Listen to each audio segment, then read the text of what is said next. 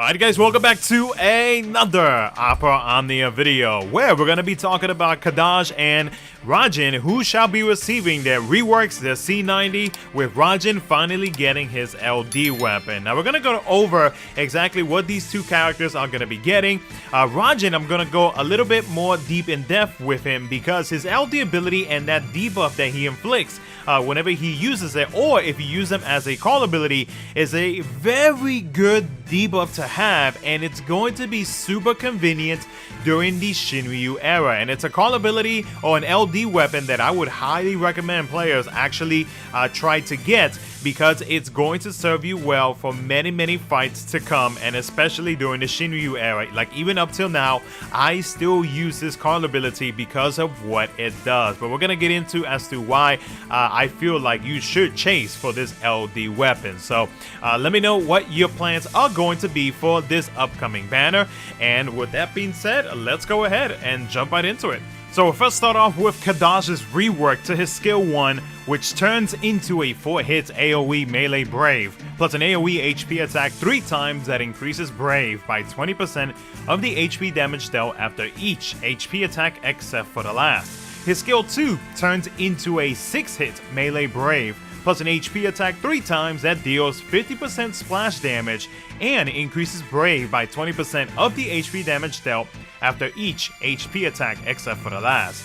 His LD extension allows him to start off with his overhead for 6 turns. Then it becomes a 3-hit melee Brave plus an HP attack 6 times. His overhead now adds a self HP damage up based on the target's active fixation debuff stack. So it'll start off at 1 stack 10%, then it'll go up to 15, 20, 25%, and finally 30%. His C90, or with his C90, excuse me, his EX ability turns into a 5-hit AoE melee Brave, plus an AoE HP attack 4 times that increases Brave by 20% of the HP damage dealt after each HP attack except for the last. His fixation debuff adds an additional 50% Brave gain steal, now totaling 100%. His C65 got extended to 6 turns. It turns into a 4-hit melee Brave plus an HP attack that extends fixation to 4 turns. It also adds a 30% attack up, now totaling 40%, and a 30% Brave damage cap up. Now Raijin's rework to his skill 1 turns into a 2-hit melee Brave plus an HP attack 3 times that increases Brave by 20% of the HP damage dealt after each HP attack except for the last. The plus version deals 5 HP dumps. His skill 2 turns into a 4-hit Thunder Melee Brave plus an HP attack 2 times. The plus version deals 3 HP dumps. With his C90, he increases his EX recast gauge speed by 20%, then it turns into a 6-hit Thunder Melee Brave plus an HP attack 4 times that inflicts the Thunder Resist Down debuff to all enemies for 4 turns after the first HP attack. His EX ability buff now adds a 20% HP damage up. It allows it to retain 30% of the Brave on HP attacks, and when it reaches 3 stacks, it upgrades his HP command to Lightning Discharge ++. Now, Lightning Discharge ++ is a 6-hit AoE Thunder Melee Brave plus an AoE HP attack 2 times that deals split HP damage and inflicts paralysis to all targets for 1 turn. It has instant turn rate, and it reverts Thunder Peel back to 1 stack. It doesn't increase the turn count unless being used as a front support or during the summon phase. His C65 got extended to 7 turns. It becomes a 4-hit Thunder Melee Brave plus an HP attack.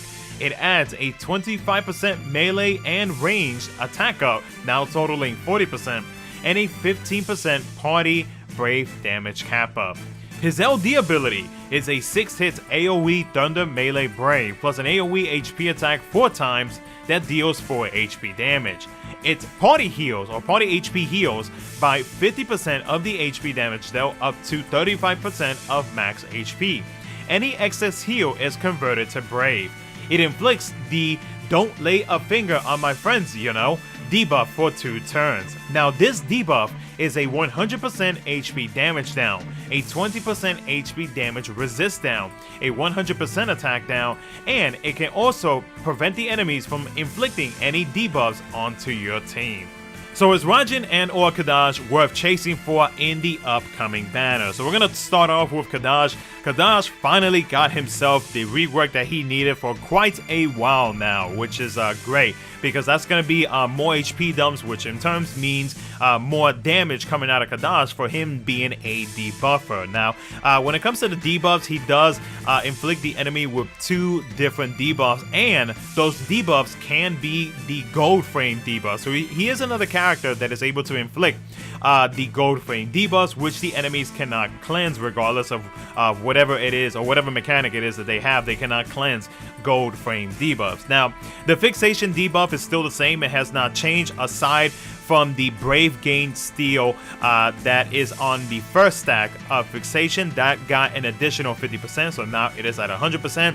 But the rest of it is still the same when it comes to defense down at 2 stacks, attack down at 3 stacks, melee and ranged defense down at 4 stacks, and then at 5 stacks, it gives him the ability to deal his follow-up attack, which his follow-up attack did get an upgrade as well. I did not mention that in the slides, but now it deals 2 HP dumps, and it does recover Brave after the first after each HP attack. So like that is actually going to be good for him, because that's going to be more damage on top of what he is already doing with his rework. And then when it comes to his Stigma debuff, Brave Sap, attack down, and then Brave damage resist down. And even including his high armor, when you look at his high armor, it does make it so that all enemies, when it comes to their initial Brave down, max Brave down, more attack down, and then defense down. So that's just more. It's basically like Kadaj is a very solid debuffer overall. Now, is he worth chasing for? It really just depends if you actually need yourself a debuffer like Kadaj, who is able to inflict the gold frame debuffs. But with his rework and whatnot, like, he becomes much better now, especially like if you are wanting to have yourself a debuffer, but at the same time you don't have to be too concerned about like the damage output out of him, like with his rework.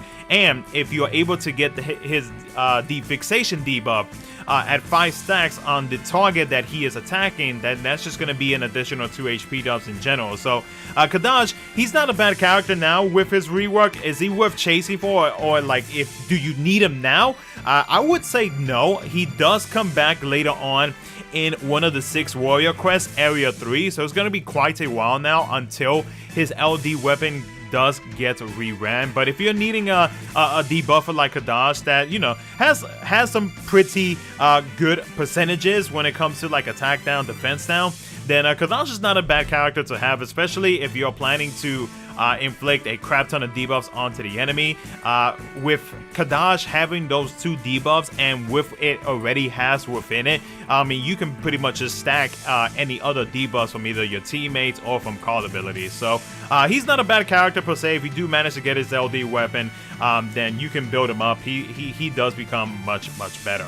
Now, Raijin, on the other hand, is a very solid character now, and I know a lot of players are going to be pulling for his LD weapon only because they are more than likely going to be using him as a call ability. Now, me and probably many others are going to probably push for players to actually pull for his LD weapon because of that debuff. That debuff, or his call ability to be exact, is still very much used today by many JP players because of how good it is, and because of a lot of the Shinryu fights where a lot of the enemies tend to have a lot of HP thresholds, where regardless if it is their turn or not, they will attack you with, let's say, debuffs or HP attacks, whatever it is. But if they have this debuff active, then you don't have to worry about a single thing.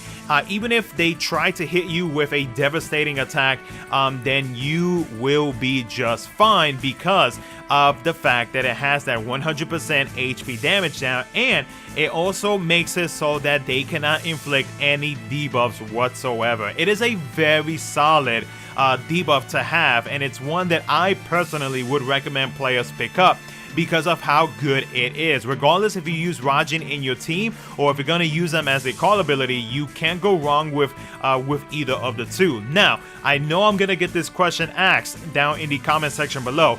can it work against guaranteed attacks?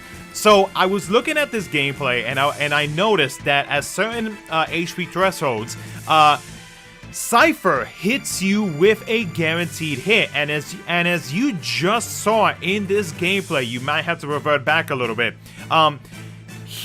The debuff is active on Cypher, and even though he did deal brave damage onto me, and whatever the brave damage that he accumulated was taken down to 0. So yes, this debuff can go up against guaranteed hits. So for those who are wondering, there's your answer to that, and there's some gameplay proof to that.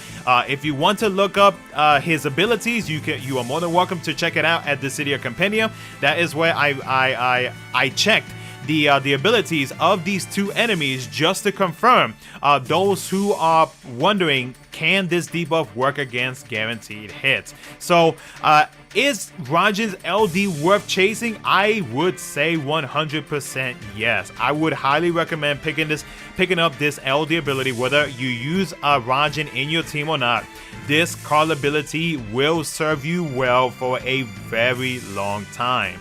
Now, if you cannot pull for his LD ability now, or his LD weapon now, you can pick it up with Iroha's intersecting wheels in the future. So, but other than that though, guys, I mean, that's pretty much it for me. Let me know what your plans are going to be down in the comment section below. And yeah, that's going to be it for the video, guys. Thank you so much for watching, and I will catch you guys in the next one.